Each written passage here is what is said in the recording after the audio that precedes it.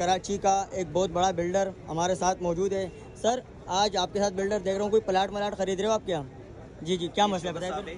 جی کافی نامی گرامی بلڈر ہیں, ناظم آباد میں, نارتھ ناظم آباد میں کنسٹرکشن کا کام کرتے ہیں. اچھا. ان کے ساتھ کچھ اس قسم کا واقعہ پیش آیا جی کہ 4 سے 5 بڑے گروپ, ان لوگوں نے اس کو بلوایا. جی بلوا کر فون پر پھر وہاں پر زد و کوب کیا. زد و کوب کرنے کے بعد اس کو گاڑی ہائی روف میں گھماتے رہے.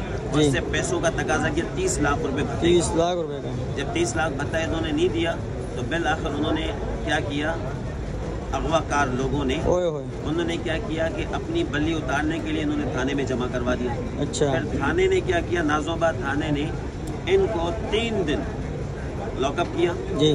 لاک اپ کرنے کے بعد 30 لاکھ روپے کا تقاضا کیا. تقاضا کرنے کے بعد یہ پیسے ارینج کرنے میں ان کی وائف لگی ہوئی تھی, نہیں ہو پائے. کسی نے انہیں کہا کہ آپ جائیں ایڈوکیٹ ریاض علی سولنگی سے ملاقات کریں. جی ہائی کورٹ میں آپ کو ملیں گے یا سٹی کورٹ میں ملیں گے. وہ میرے پاس آئیں. میرے پاس آنے کے بعد پھر میں نے کیا کیا, 491 کی ہیبیس کارپس کی پٹیشن لگائی. اچھا. جس میں judicial magistrate 9 central D J صاحب نے ان کو ڈائریکشن دی کہ جا کے آپ ریکور کروائیں. اس کے بعد جب تھانے میں گئے تو تھانے میں یہ وہاں سے ان کو بازیاب کروایا گیا.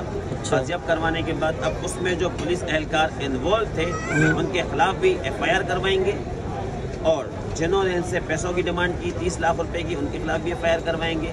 کیونکہ بے بنیاد نہ کوئی CRO, نہ کوئی FIR, نہ کوئی اپلیکیشن, نہ کوئی کرمنل ریکارڈ, نہ ہی کسی غلط گیدرنگ میں اٹھنا بیٹھنا ہے. ایک باعزت شہری کو اگر کہ اس طریقے سے سلاسل کیا جائے گا سلاخوں کے پیچھے, تو لازمی بات ہے اور تو موجود ہے.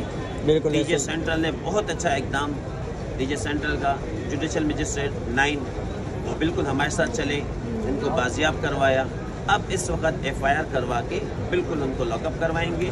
اور اس طریقے سے جو بزنس مین کاروباری شہری ہیں ان کو جس طریقے سے تنگ کیا جا رہا ہے پولیس کی طرف سے, جو چند کالی بھیڑی ہیں, تو IG سندھ سے میں ڈیمانڈ کرتا ہوں آپ کے سامنے یہ واقعہ ہے.